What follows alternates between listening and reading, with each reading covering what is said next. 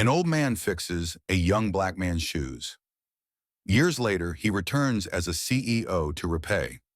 The kindness, it was raining hard the day everything changed. The kind of rain that makes the streets feel heavier, colder, forgotten.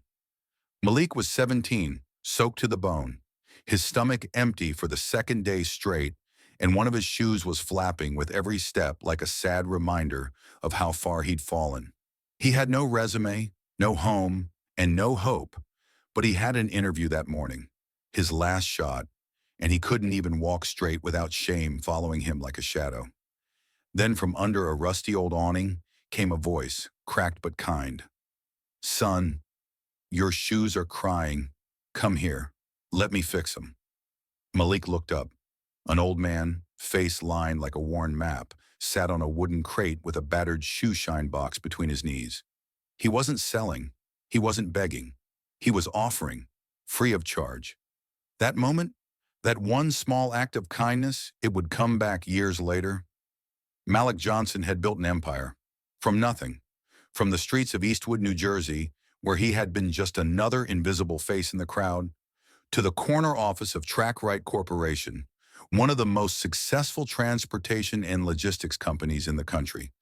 But none of it would have happened without a pair of old shoes and a kind man with a heart full of generosity. He had never forgotten the day Walter Green had fixed his shoes, back when Malik was a scared, hungry teenager with no place to call home. It was 2005, a bitter winter day in Eastwood. The soles of his shoes were worn thin, the edges ragged and fraying. He had nothing but the clothes on his back, a few coins in his pocket, and a dream that felt far out of reach. But then there was Walter. The old man had been sitting on a milk crate outside a pawn shop, his hands steady and sure as he worked. Walter had asked nothing of him, just a quiet offer to help, and for reasons Malik could never explain, he accepted. That simple act of kindness, the repair of his shoes, the small but profound gesture of compassion, had changed the course of Malik's life forever. He got the job at Goldridge Auto that week, and it was the beginning of a journey that would lift him from those dark days to the towering heights of success. Years passed. Malik rose through the ranks at Goldridge, then moved to TrackRight, where he turned a struggling startup into a billion-dollar company. He never forgot Walter, though. Every milestone, every victory was bittersweet because he knew one thing. He owed it all to the old man who had taken a moment to care, a moment to show him that kindness mattered. But finding Walter again was not easy. Years went by, and Malik's search for the man who had changed his life became an obsession. He asked everyone he met, searched every corner of Eastwood, but it was as if Walter had disappeared into thin air. He knew the man had never wanted anything in return for his kindness, but Malik couldn't let it go. He needed to find him, to repay the debt that had shaped him into who he was. It was only after years of searching that he finally found a lead. A private investigator had tracked down a name, a Walter Green who had once lived above a small deli in Eastwood, but he had been evicted long ago when the building was torn down to make room for a parking lot. The investigator traced him to a shelter in New Jersey, but Walter had disappeared again, this time reportedly heading south for warmer weather. Malik followed every trail, every lead, until finally, after years of fruitless searching, he found Walter in a small town outside Savannah, Georgia. It was there, in a modest church, that the two men were reunited. Malik walked into Bethlehem Baptist Church, not knowing what to expect. But when he saw the old man sitting in a quiet corner, mending shoes for a child, everything inside him shifted. It felt as if the universe had bent its will to bring them together again. Walter looked up, his eyes squinting in recognition. He stood slowly, his joints stiff with age, and for a long moment, they simply stared at each other.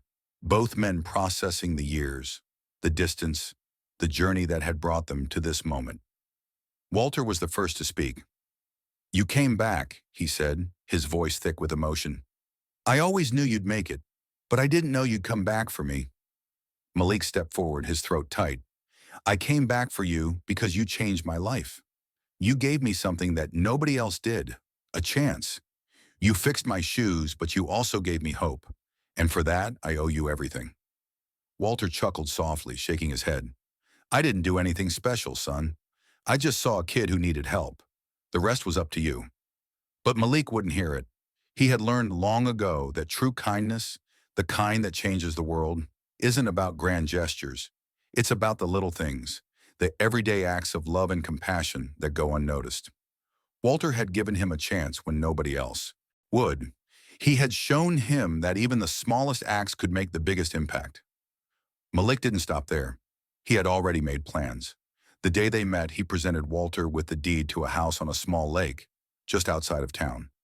It was a peaceful place, quiet and serene, perfect for Walter to rest, to reflect, and to live the last years of his life in comfort.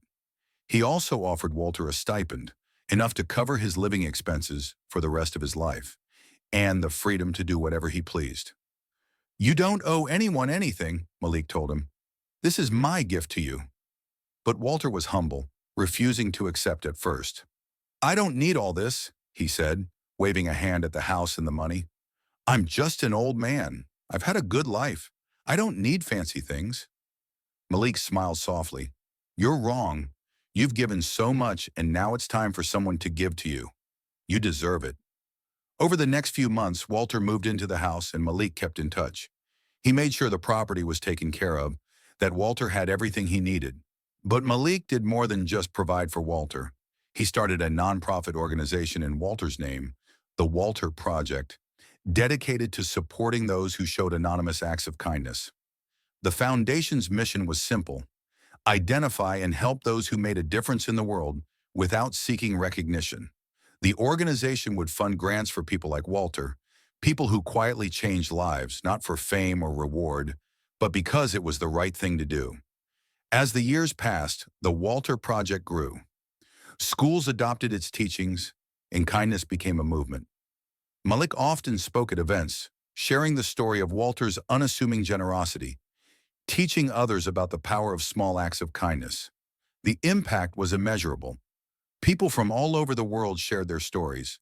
Stories of fixing shoes, of giving a stranger a meal, of helping someone in need without expecting anything in return. One day, a letter arrived at Walter's house. It was from a young boy named Eli, who had watched Malik's speech about Walter's kindness on YouTube. Inspired by the story, Eli had decided to repair his own backpack and pass it along to a friend whose family was struggling. Eli wrote, I think I did a Walter thing today. Walter's eyes filled with tears when he read it. He had always believed that kindness was a gift to be given, but now he realized it was a gift that would keep giving, rippling out into the world like waves on the surface of a lake. On his 80th birthday, Walter held a quiet celebration at the lake house. Malik was there, of course, as were several of the children Walter had helped over the years. The party wasn't big, but it was meaningful. It wasn't about the presents or the food. It was about the lives that had been touched, the legacy of kindness that Walter had created, and the generations of people who would carry that legacy forward. As the sun set over the lake, Walter looked out at the horizon, his heart full. I never thought my life would mean this much to anyone, he said softly, his voice filled with wonder. You've changed the world, Malik replied, his voice thick with emotion. You just didn't know it.